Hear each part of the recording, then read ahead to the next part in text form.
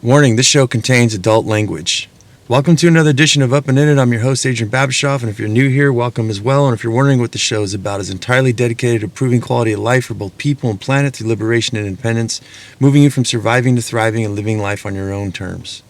Well, hello there, my friends, and today we are in the dark. For those of you watching, the sun is barely coming up, so I've got you guys in my F-350 pickup truck on our work commute, and we are parked to do a show, and this is shortages or strategies for supply chain shortages. And it's been a while. I've got knocked down with time. That's why we're a little late with the show. Usually I try to post them on Tuesdays.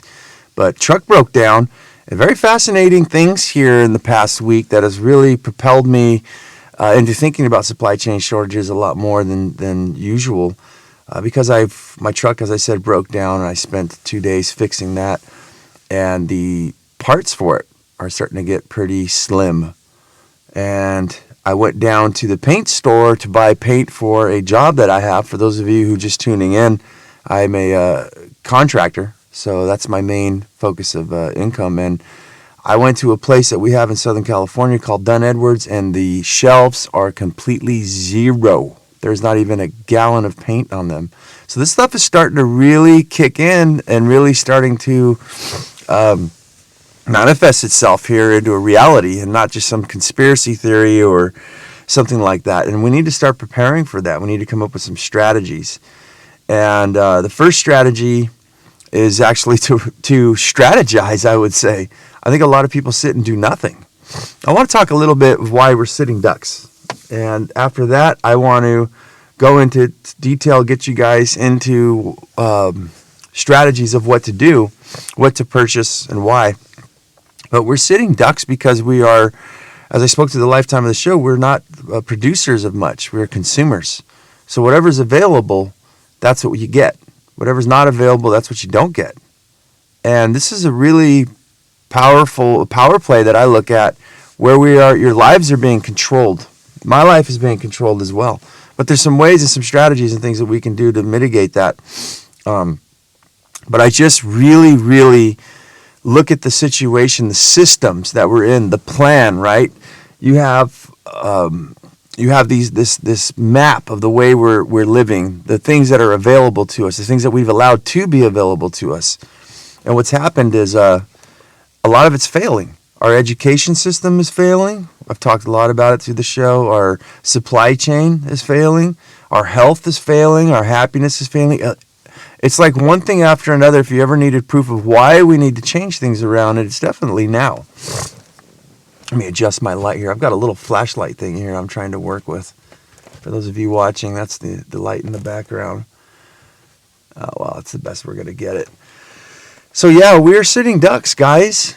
If our lives are dependent on somebody else providing that the goods and services for us.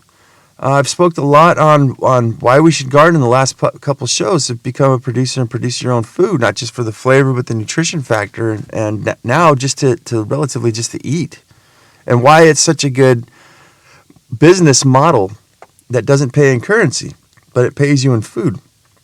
You know, and you look at the abundance, the perpetuality of growing, of having animals and plants and trees and things around you, where they continually keep reproducing themselves on and if done right on zero inputs. You plant a tree in the ground, you know, and it's indigenous to that area of where you live, and it gets enough water and all those kind of things. You don't need to do anything. In fact, it's the opposite. Not only do you not have to do anything, the tree is actually serving you. It's creating soil on your property through its root system, so its rhizome-based fungal network and microbial functionalities that it has with the soil. So it's literally making the place better than the way it found it. It's feeding you, it's shading you, it's creating habitat. So these are things that I know that aren't sexy. I think they're sexy as fuck. I use that terminology because I guess that's what people say nowadays, you know, try to sound fucking cool. But yeah, we're sitting ducks, and I think that for me as well in this whole situation, I think it's time to go back to the land in some form or fashion. I think for those of you who do not want to go back to the land, for those of you who don't have the ability to do those type of things, for instance, right now I am parked just about half a mile away from my farm. Do I own land? No, because it's too fucking expensive here in Sunnyside, California, especially San Diego where I live. I'm priced out, guys. But what does that mean? What do I do? Well, I have a farm. And what I do is I utilize other people's properties. Let's see, what would you call it? The owners of the property where I farm, where I produce a lot of food, begged me the last time I saw them, you got to stay here, man. I never said I was going to leave, but they just said, your food is the bomb. Like, there's nothing that compares to it. Not even the farmer's market's nothing. Like, just do everything you've ever dreamed of. And whatever we can do to help to keep you here and keep this going. We love it. We fucking love it. So there's always ways, I guess, when we are living in these situations where you can spin farm. I pay the water. I maintain a portion of the property. I give them some of the most delicious food on the planet, and they're more than happy to do that. And I don't need to own the land. I think with the supply chain shortages, it reminds me of how resilient my grandmother, both my grandparents were. You know, they saved coffee cans. They saved fucking everything. They had thumbtacks and nails and nuts and bolts and coffee cans and plastic, Folgers. Things. They saved everything. Little tomato sauce cans, and everything had stuff growing in it, Not everything, but they started a compost pile, and underneath the trees would be these vegetables popping up, everywhere you would look. They just were resilient as fuck because they had to. And I think that I want to bring this into a positivity that if we do go into a crash, which a lot of people are saying now, it's reading between the lines. They're not saying if, they're saying when. It just keeps being postponed. We keep kicking the can down the road playing this game, but eventually it's got to crash. But nobody knows for sure.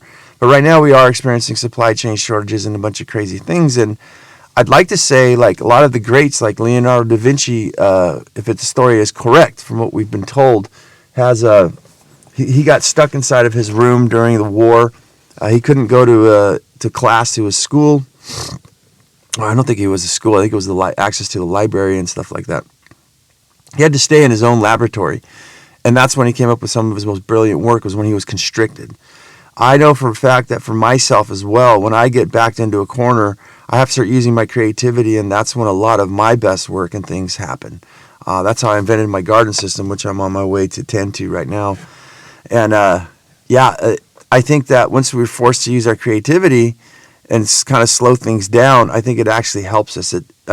We have a lot of people saying, as far as to be successful in life on a monetary scale for business, is to get out of your comfort zone. People who want to get healthy, who want to get ripped, runners, endurance people, get out of your comfort zone, immerse yourself into ice water, get on your exercise bike, but do it inside of a sauna at 120 degrees, right? It makes the body harder. Get out of your comfort zone is what people say, to make money, to do many, many things. So we have to look at this as a blessing. I've said a lot on this show. My philosophy is what's killing us is our convenience. A lot of people want the milk delivered to their front door and the newspaper, metaphorically speaking, like we used to have. Everything accessible all the fucking time. That creates soft people. And that kills curiosity, because the route that you're on, you never really have to think. Everything's paved for you. And I think that's what the system is all about. Can we make something that's easy for people, right? People never really have to try. What happens when we have people who really had to try, really had to work their fucking asses off, just didn't have shit just given to them? There's nothing wrong with just having shit given to you. But what kind of mind, what kind of people do we get? We get hard-ass motherfuckers. So I wanted to put that positivity in there. So let's get into the strategies here. As I said, my work stuff, this is a list which I think that you guys should start taking thought to. You guys should start putting some energy towards. Now, a lot of you guys are blue-collar workers, 9-to-5ers. I think that regardless of where you're at, you definitely need to consider getting things, because just like my vehicle, right? If you just like you who have a 9-to-5 job, if you can't get to work, they're going to replace you or find somebody else, or they're not going to pay you, right? You need to get to work. So we have such things as like tires and stuff like that. A spark plug, a fucking in these new cars, a fucking a fuse could end your whole fucking day. Just this thing that costs probably like 10 cents could end your fucking day. And then you can go down to get your car fixed, but they can provide the service, they just can't provide the parts. So we're in a very strange spot. So for my work, as I said earlier, I went into Dunn Edwards and ordered 2 gallons of paint. Not a single everything was spoken for. In the roofing industry right now, you cannot get thermoplastic roofing, TPOs, till 2023, they say, or next year of 2022. And whatever's been pre-ordered before they even make it has already been purchased. So for me, there's a lot of small things, a strategy I kind of want to go off here for my business. And I want to just talk to you about my business because I want you guys to think of yours. And the strategy of mine is roofing construction is one of them. And we'll need to do a whole entire roof, right? Well, there's no paper. Well, there's paper right now, but it's dwindling, which I went and purchased a whole bunch, which we're going to talk about here. But if we don't have enough felt paper and underlayments and things to do an entire roof, then that means that we should resort to repairing. And what I went and done is bought myself a whole shitload of sealants. So different kinds of sealants. So now the strategy is, I think while other people are investing their time into getting as much done as possible, they're not thinking, well, how could we do this for the long game? And when we look at, for my business, repairs actually make more money than we do on a long haul, on most cases, not all. So what's happening is that I've set myself up because I have the money and the funds to do so, that not so sexy thing like take inventory, crunch the numbers in your life, save a bunch of money, not go out and spend money and save stuff for a few years, you know. I'm not saying not ever go out, but not live way below your means, right? No concerts and no things like that. Just hang out and get your life all set up so you're in a position to go, you know what, I'm going to spend a couple $1,000s on sealants and stuff like so my business is able to keep running. And also what I said, which I've learned, and it was quite by accident, is that you need to treat your business the same. I'd like to say you need to treat your job as a second you. So you need an emergency fund for your second you, for your business, for your job, right? So for me, my emergency fund goes to purchasing all these sealants, which is going to keep me busy, hopefully, for the next, I'd say, at least throughout the winter. At least. Probably through winter and spring. So for you guys as well, with your job, as I said, your vehicle and things like that, to make sure things are tip-top. You know, it's like a horse. You need to make sure you're able to ride, son. So yeah, work stuff, I got plenty of sealants. I went and bought a bunch of felt papers, underlayments and things like that, stocked up while I can. These are things I'm going to use anyways.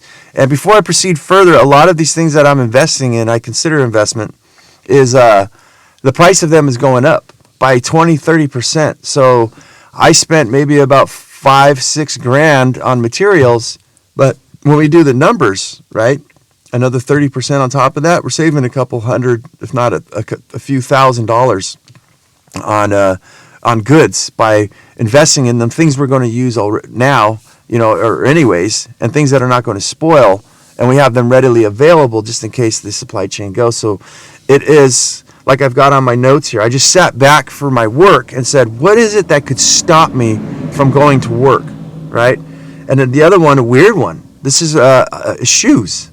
I work outside.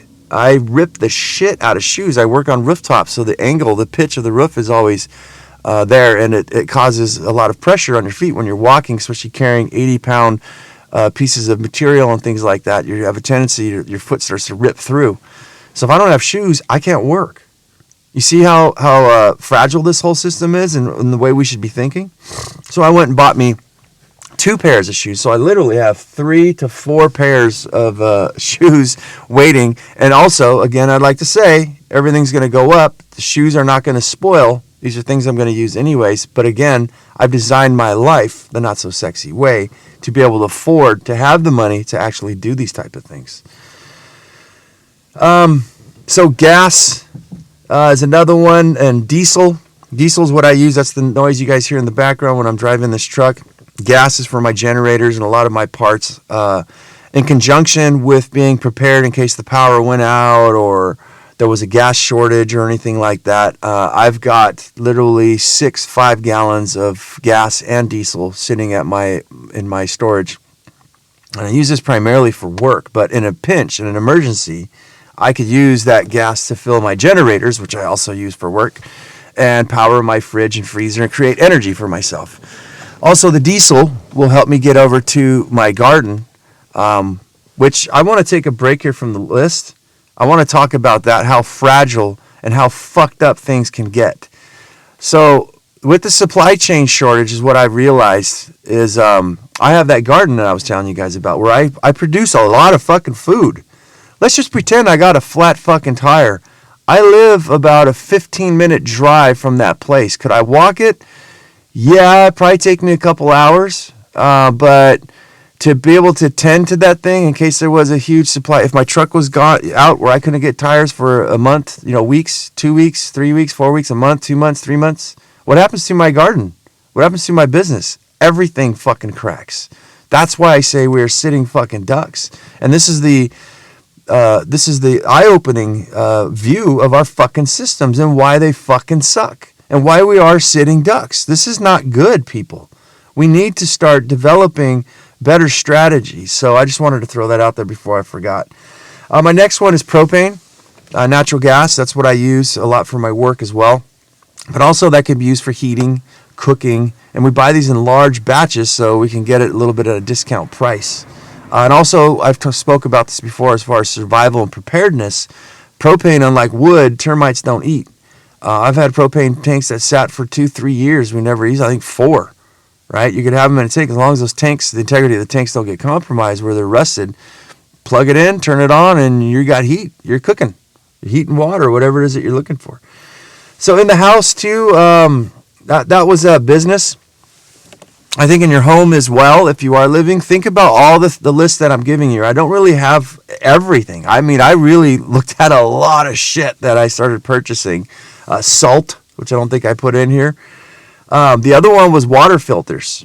And these are for my gravity-fed water filtration system. And I highly recommend that you guys consider getting one of these just as a backup. Well, there goes a coyote.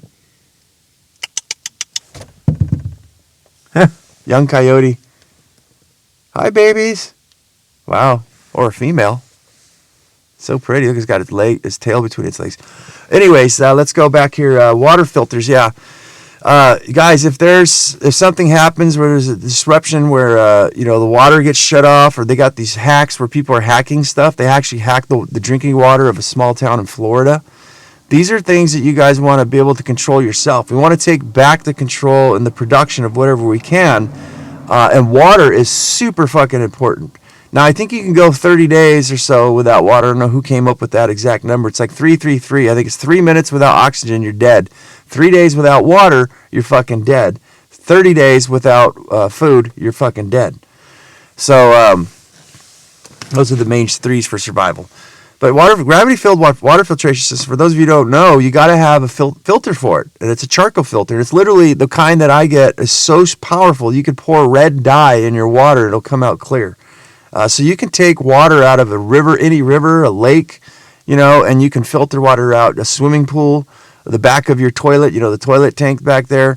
You can literally fill this up and have drinking water wherever you go. You can capture rainwater, filter it. It takes no electricity. It's just gravity fed. But you got to have the fucking filters to do that.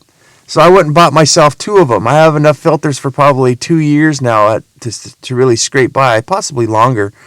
But yeah, there are these charcoal filters and things like that I think definitely are helpful. Medications is another one. I'm on blood pressure medications. And they're just a maintenance drug, I guess is what they called it. But I know a lot of people have diabetes and things like that. I think you need to go and ask your doctor. And again, that's if you're able to afford to do things like this. I know a lot of people aren't. That's why I'm out here doing what I'm doing with the show. If you aren't, you're pretty much fucked, man. You're going to have to roll with the punches. But if you are, I would recommend that you, I'm going to have to sneeze here. Excuse me. If you are able to do it, stock up on your medications. This is very significant.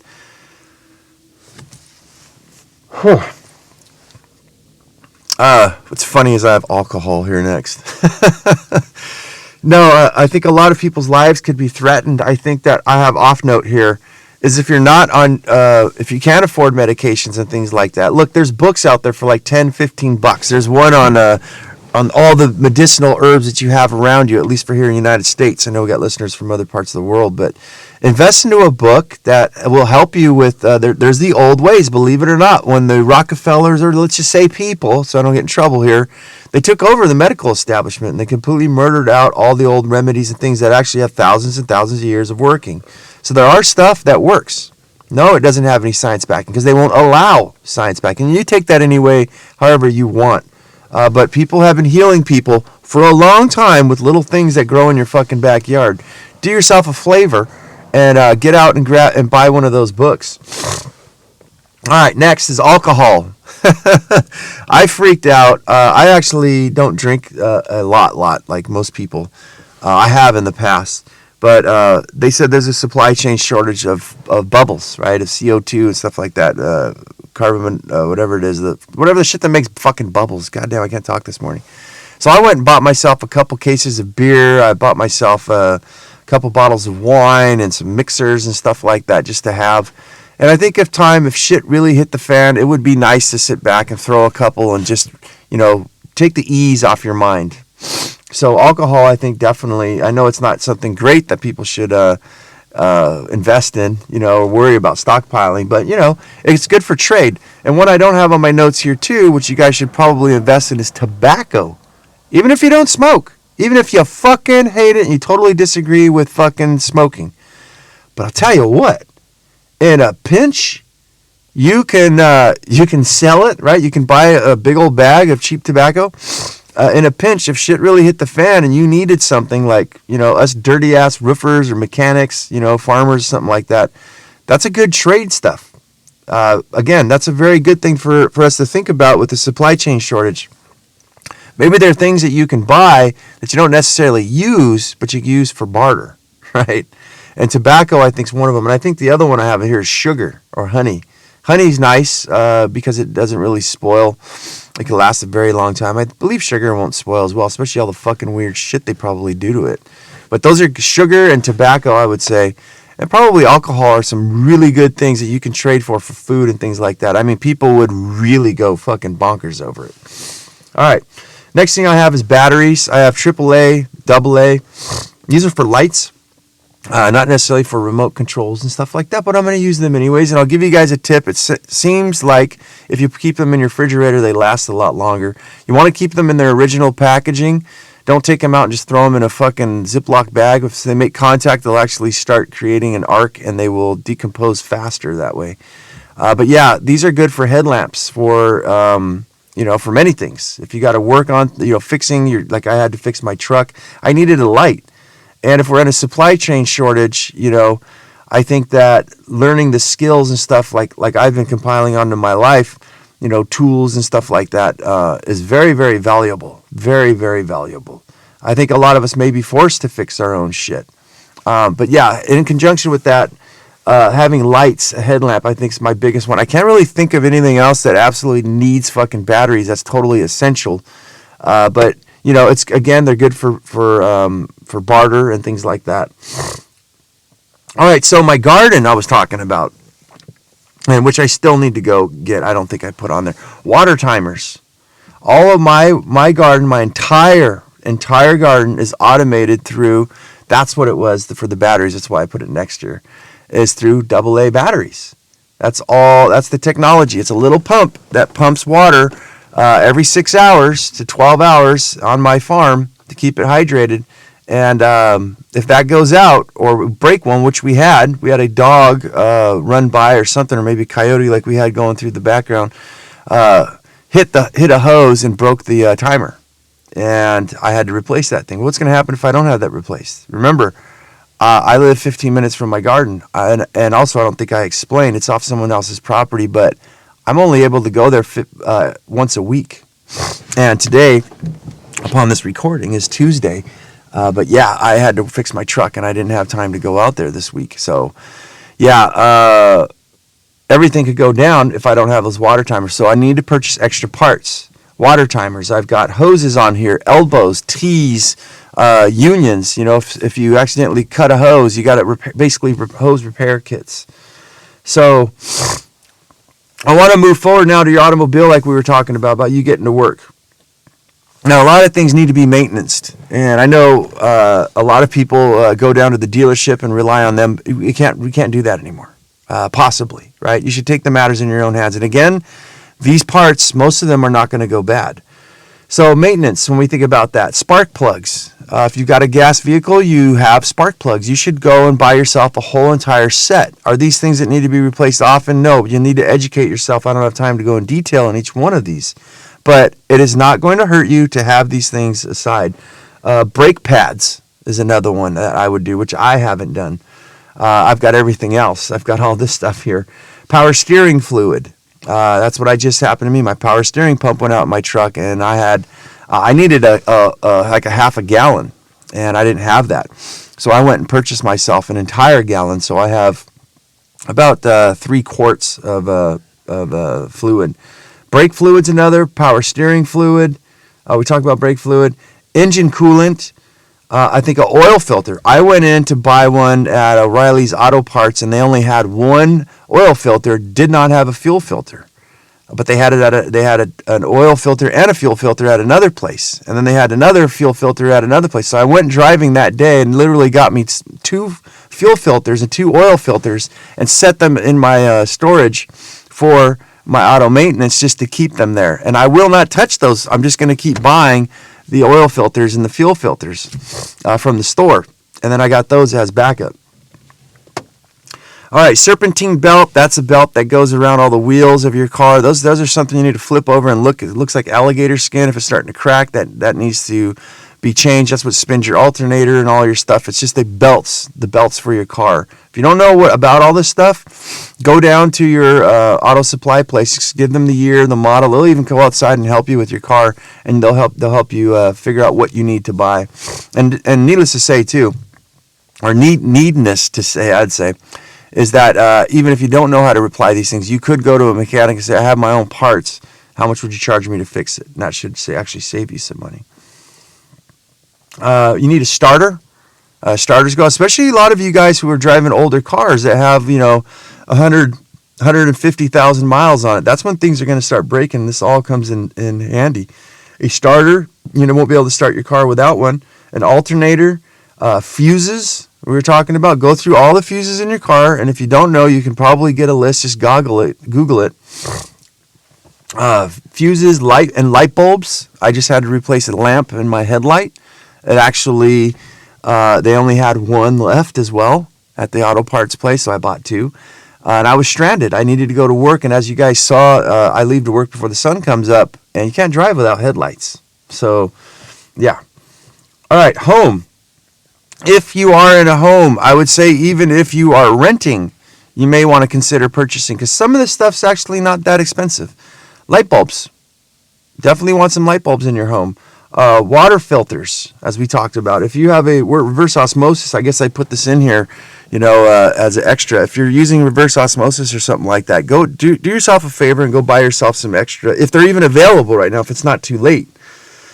The soap I look at is really nice, because we're going to go into why, like disinfectant stuff to clean your toilets. I have a special needs kid and diapers, so we need fluids to keep everything sanitary, and I usually add a little bit of soaps when I make my DIY stuff, and we'll talk about that.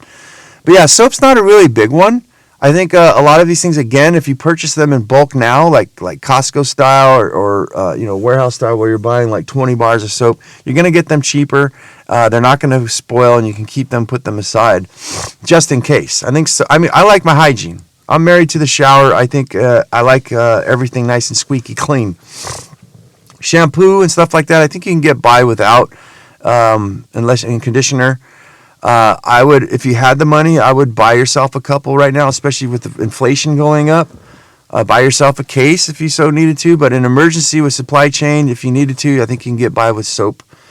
Actually, what I practice is almost a shampooless, soapless showers. The only thing I wash is the privates, the armpits, the genital region, and the feet. And the reason I've been doing this for many, many years And unless I had like a really dirty bad day, like at work, but I really rub with hot water, just scrub my skin with a rag, or sometimes just my hands. And what happens is, you don't stink. Your armpits, of course, stink and stuff like that. But you're going to notice that the oils on your skin will start to come back. So, yeah, kind of interesting. Poo-less, people call it. It sounds like poo-poo-less, but shampoo-less. Disinfectant cleaner, I think, is a really good thing to have, because if you're at home, if things crash, supply chain goes down, a lot of stuff, bad shit happens, we're using our homes a lot more. We're using the toilets and things like that, and cooking. And for me, I like my house squeaky clean, so disinfectant soaps. It's not like crazy. Like, I don't use Lysol. I actually make my own. So get yourself some disinfectant soaps. And stock up on things like that. If you're not, stock up on the things that you can make yours with. And basically what I make mine is strongest, cheapest vodka you can find, distilled white vinegar, lemon oil, hydrogen peroxide, and I also, as I said, add a little bit of liquid soap to that as a cleaning agent. All of these things, the peroxide, the alcohol, the alcohol and the vodka and stuff like that, it kills all the bad bacteria, but it doesn't kill all the good bacteria, because there's a balance, believe it or not, even in your bathroom.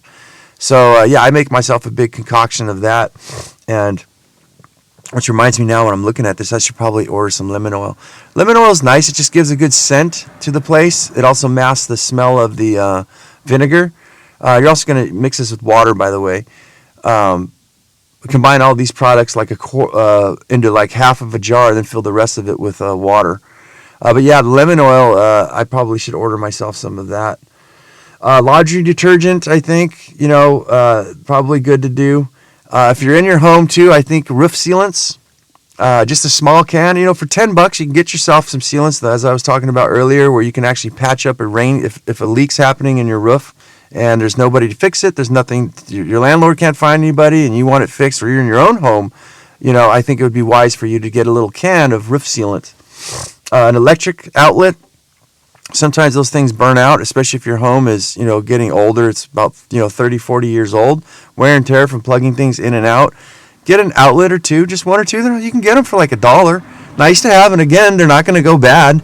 I would definitely get yourself a electric repair kit and start teaching yourself how to do these type of things. I'd also get a plumbing repair kit. And just in case, as I said, for your water, for your electricity, and things like that, so that you can keep going. That's I know that's a lot of different stuff on there, and a lot of different types of goods, but I wanted to bring that all out to your attention, so it gets you guys familiarized of like, what are some of the things that I've been thinking about. And again, that's just some, but what are the things that can hold you back? What are some of the things that can screw you up from going to work to keep you living healthy, happy, and thriving, not just surviving?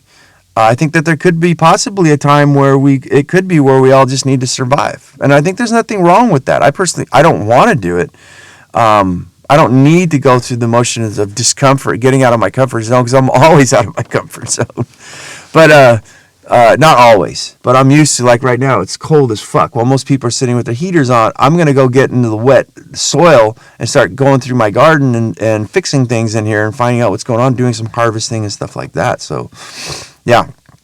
So think about a lot of these things. I hope that I've sparked into you guys to sit down with your wife, with your husband, with your kids, with whoever you're at, or if you're just by yourself like me, just sit back and just take inventory. Sit at your home. Sit at your business. Look at things, pens, ink cartridges, to make a sale, to sign a contract. If you own your own business, if you're working for somebody, what are things that you can do? Maybe you ought to keep an eye on your job and see what they're doing if they have a backup plan. Because if they don't, that means they'll just have to send you home and say, sorry, we ain't got the stuff for you to work today. Maybe you should start looking at a place that's preparing themselves where you're not going to get, stuck 86th or stuck out. So it's all about survival, and it's all about us preparing to do for situations like this. And I think we're going to have a lot of talk here in the future about what we can do to get off this stupid fucking system that we're living on, and how can we start becoming more producers of the goods and services and things that we need in our own lives. And I think you guys all know the answer to that one. but that's probably going to be the next week's show. So guys, thanks for being here. If you like this show, you know what to do. Everything's at the bottom. And as I always say, go out there and have yourself a near life experience. Don't lose your muchness. Carry on the fire. Human up. Live it, love it, own it, and bone it, my friends.